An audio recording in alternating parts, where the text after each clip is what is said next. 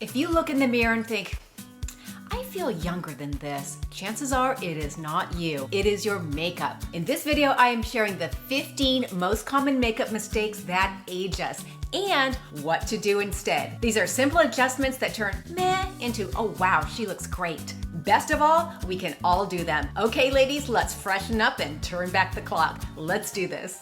The goal of makeup is quite simply to enhance our best features. But certain simple mistakes can have the opposite effect, making us appear older or just not as fresh. Ladies, I'm starting this video with minimal makeup. I'm wearing foundation, mascara, and a little bit of gloss because I want to be able to show you the do's and don'ts real time because, well, it's just more fun that way, right? Number one, using the wrong foundation. Thick or matte foundations can settle into fine lines and wrinkles, giving a heavy weighted appearance. That's not what we want. Instead, opt for lightweight hydrating formulas. I use the Chanel Vita Lumiere Aqua. I mark it so that I can remember what color I got. Just how I roll. It's light, medium coverage with a velvety finish. I really love this stuff. I'm wearing it right now. It has a fresh, natural finish and I just love it. It's expensive at $55, but I find a little goes a long way. And there are certain things, that we'll all splurge on. For me, a good foundation is the foundation of looking sheer, natural, and well, just fresher overall. So I'll splurge on a good foundation. Nothing ruins a look quicker than cheap, cakey foundation. Number two, skipping primer. I'm not someone who buys a ton of useless products. I only use what truly makes a difference, and for me, primer is definitely one of them. Much like you'd use a primer before painting a wall to fill in kind of all the extra little lines and gaps, the same goes for a primer for your face. It sort of acts as spackle. It evens everything out, creates a nice foundation, good texture for the application of your foundation. Now, I use two different ones. I use Laneige Glowy Makeup Serum. Usually, if I'm going a little more casual, this is what I use because it's just a lot less expensive. I know, sometimes I can be cheap. Let me show you. It feels really nice. It's just a nice velvety serum. Feels good on your face and it does give a nice good end product. The second one that I use is Spackle by Laura Geller. This is called Skin Perfecting Primer. It does come in just a neutral color. I like this rose glow because I find that it gives my skin a little bit of a bump and a glow underneath. So let me just put that on for you. Light, airy, hydrating, and you can see that it gives just a little glow, a little bit of a tint. It also comes in a little bit of a darker color, a bronzier color for my ladies of color. I've always loved makeup. Growing up, when my sister and I were old enough to take the bus down to the mall on Saturday, the first stop we would make was at the makeup counter, and we would just dig our fingers into all the shadows and glosses because we wanted to look as old as possible. Things have changed. Number three, too much powder. Powdering the face is an absolute must when you're on camera, like what I do with you, because as I've learned, what looks glowy and dewy in person looks like an oil slick when you're on camera because of the bright lights. But in real life, using too much powder creates that dry, cakey look, and it masks your glow, yo. We don't want that. Most makeup experts advise women over 40 not to use powder at all. I disagree to a certain point. You want to use it sparingly. I use the Laura Mercier translucent powder, but ever so sparingly because, and that's why it lasts me a long time. I will literally put barely a little bit in the cap. I take my favorite kabuki brush. I give it just a slight little tap off the excess. I run it lightly over my eyebrows to soften the brow pencil that I've used. Pop in the middle, a little bit on either side of the nose, and a little bit around my mouth, and that is really all that I do. This leaves a beautiful dewy finish while hitting the areas that are a little bit more oily on me, which is generally my T-zone. Oh my God, you guys, I have not told you this. When Oliver and I were in Vegas, we always stay at the Wynn Encore. Anyway, I forgot my powder. I went down to their salon area to ask if they sold loose powder. The makeup lady comes out. I said, do you sell loose powder? And she says to me, I don't recommend that my clients over 40 use powder. Yes. I bet you're wondering what I said. I said, I didn't ask you for an opinion. I asked if you had loose powder. I know, that was a little bitchy, but quite frankly, Overly dark, harshly defined brows are just, well, kind of alarming, and they're also very aging. You want to go for a softer shade that calls attention to your eyes, not your brows. Go for a natural shape and be sure to keep them groomed and arched with the help of a professional brow artist. Please don't have them waxed while you're getting a mani-pedi. A legit brow artist knows how to determine the start point, the end point, and where the arch should be on your eye. That's where you're gonna get the best look. Finally, arched brow enhances your look, polishes you off, and just makes the look. For brow pencil, I use the Chanel Brun Profonde, and I mark it because the thing that I don't like about this is that if you put the cap on the wrong end, you squish the product. So you have to be very careful. I did that a few times, thus the marking. Look at the difference between a good, nice light brow, and now look if I make it too dark. This is hard to do on camera. So hopefully you can see that. This should look a little lighter because I used a nice light hand. This one should look a little more dark and alarming because I just piled it on, but you get the idea. I take my powder brush, it has no powder on it, maybe just remnants, and I lightly brush it over my brow. It just softens it ever so slightly so that it's not alarming, but it still gives me the definition that I want. Black eyeliner. I will go out on a limb and say that I don't care how old you are, black eyeliner is never that flattering. Unless you're on a runway or in a high fashion magazine, it's harsh, heavy, and overpowering. Instead, go for colors in softer, more subdued, neutral colors. Depending on your coloring, think espresso browns, deep navy, slate gray, deep aubergine. Used sparingly to accent and define the eye, not to overpower it. Number 6, heavy blush. Remember 80s blush, you guys? Let me remind you. It was super heavy, super stark, and then they would always run it like right up along their temple, so that was super obvious. It reminds me of Pat Benatar, remember?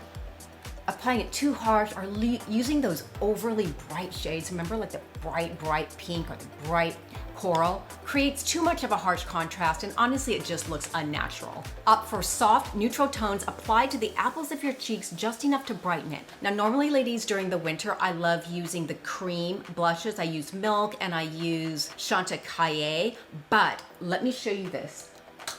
I just ordered and received this new color by Dior. They're not sponsoring me, I am just sharing with you. If you're thinking, oh my God, that looks obnoxious, wait, watch this. The color looks really pretty, but it also smells like grape candy. It just smells good. It's super pretty, buildable color. Watch how light this goes on. I like wearing my blush so light that it really doesn't look like I have blush on at all. It just looks like I'm healthy and glowy, and it draws the attention up to the eye. Look at this, ladies, watch. I'm just applying it to the apples of my cheeks. Now look at that. No. Yes, isn't that pretty? It's a flush of color. It has just enough of a bump that you see my eyes, but it doesn't look like I'm wearing blush. Number 7, the wrong or no concealer at all. Concealer is a necessity in my opinion. Not only does it even out the skin tone underneath your eyes, it also has the effect of brightening and lifting the under eye area. So skipping the concealer altogether can make us look tired, not bright-eyed and effervescent, which is obviously what we're going for. I use the NARS in the color Crema Catalana. I go right underneath the eye, kind of dot it, and then I do the triangle of light. This is a trick that all makeup artists use in order to lift your eye, right? And you want it in a color that's usually a shade or two lighter than your natural skin color so that you get that brightening effect. I myself always put it up above my eyelid too to even that out. It kind of sets the tone for my eyeshadow. I don't believe in buying eyeshadow primer. I think it's a waste of money and you can just use your foundation. Make sure to blend it in really, really well. That's the key. Okay, you should be able to see the difference. This side has under eye concealer, this side does not. It should be ever so slight. It's just a bit of a brightening effect. That's what we're going for. Mistake number 8, dark or matte lip colors. Super dark lipsticks can be overly harsh on us, while matte lipsticks tend to overemphasize fine lines. I find this to be especially true for daytime, so never will you ever catch me wearing a dark lipstick during the daytime. It just does not look good. That being said, if you love a dark lip for a night out and you look in the mirror and you think that looks good, it probably works for you and you should definitely wear it. Okay, let me show you how harsh this can be for daytime. This is a dark color. Okay, I'm not sure if this looks as bad on camera as it does when I'm looking in the mirror, but this is a dark matte color instead of a dark lip. Let me wipe this off. I know, we're very professional here. Opt for something lighter and glossier. I usually like to line my lips with a nude lip liner. This one is Lip Cheat by Charlotte Tilbury. And then this is my new favorite light lip gloss. It's by Dior, it's Dior Addict. And it's just a very light, let me show you the color. A very light, almost pinky nude color. It's really pretty. A barely there glossy look is just pretty and youthful and lightning.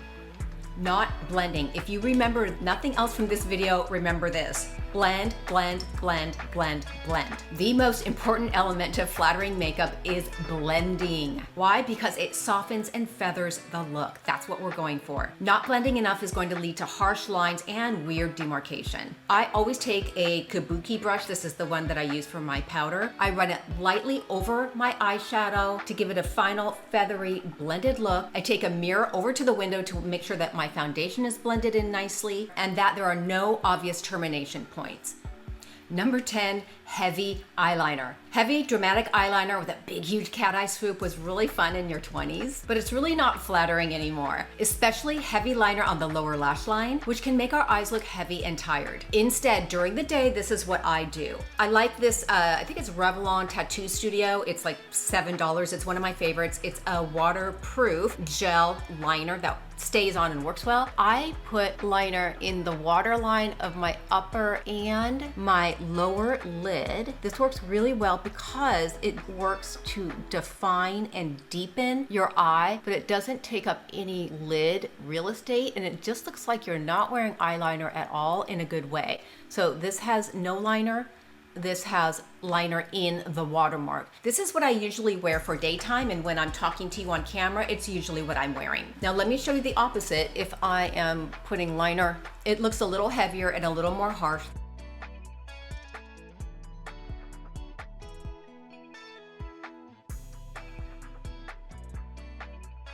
If I want to put liner on my upper lid, I just go super light at the very, very base of my lashes. Very lightly. I give it a little bit of a kick at the end of my lid to give it a little bit of lift. And then I make sure to go back and smudge it really well.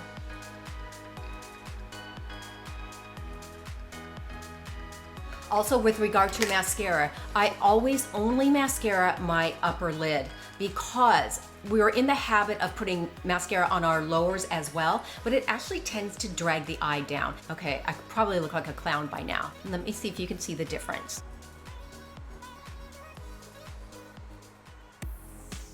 Number 11, heavy shadows and lashes. Too much shadow, bright unnatural colors, heavy lashes can not only completely overwhelm your look, it also drags it down. I have a friend who loves lash extension, loves them. And I get the convenience factor, and certainly if they're done like very naturally, they can be pretty, but hers are so heavy, it's like Vegas showgirl. So it looks really weird when I run into her in the middle of the afternoon and she's running and she's got these big lashes. Go for natural, softer looks. For eyeshadow, you also want to go with softer, more natural tones. Now, certainly you can use the beautiful mauves and burgundies. We just want to steer away from bright blues, bright purples, you know, basically kind of fashiony colors that you would see somebody wearing when they were 20 or 25 years old going out to the clubs. You're just not adjusting your makeup with age. Blue shadow and heavy cat eyeliner was super cool going for a night out in your 20s. Past that, it really is aging and dated. You want to adapt your techniques and your makeup shades to suit your current skin type and textures.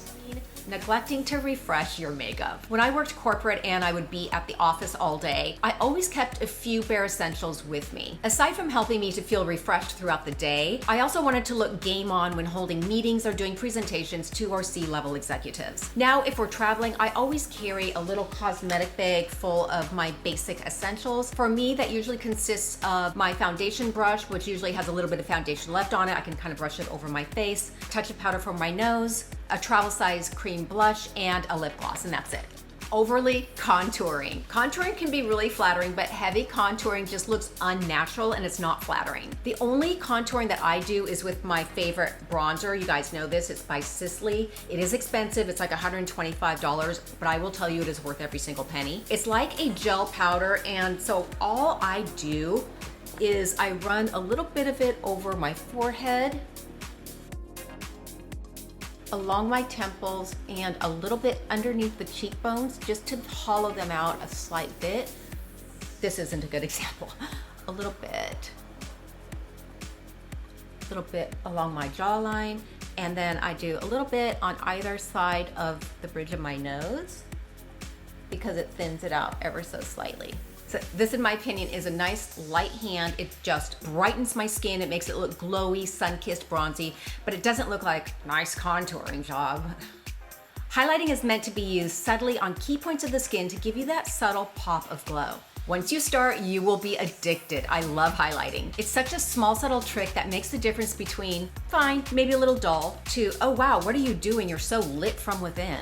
To use it, I like the OG pearlescent highlighting stick. It's just easy to use. Oh, I can't do it on this leg. You're just gonna swipe it on the top of your cheekbone, give it a little pat, basically wherever the light would hit. See how pretty that is? It's a little pearlescent glow. I use it on the tip and the bridge of my nose. I take a brush and I put it in the corners of my eyes in a backward V shape. Put a little bit on in the center of my upper eyelid. It draws attention to your eyes and it gives a very subtle pop of glow to your eye.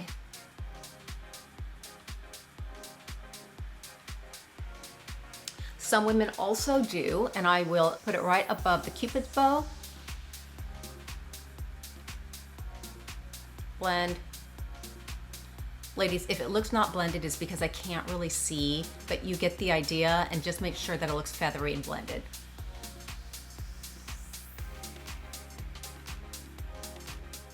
Know what else is great? Knowing the best winter beauty and wellness tips. So don't miss my next video. 10 best beauty and wellness tips for winter. Have a great week, ladies, and I'll see y'all Friday.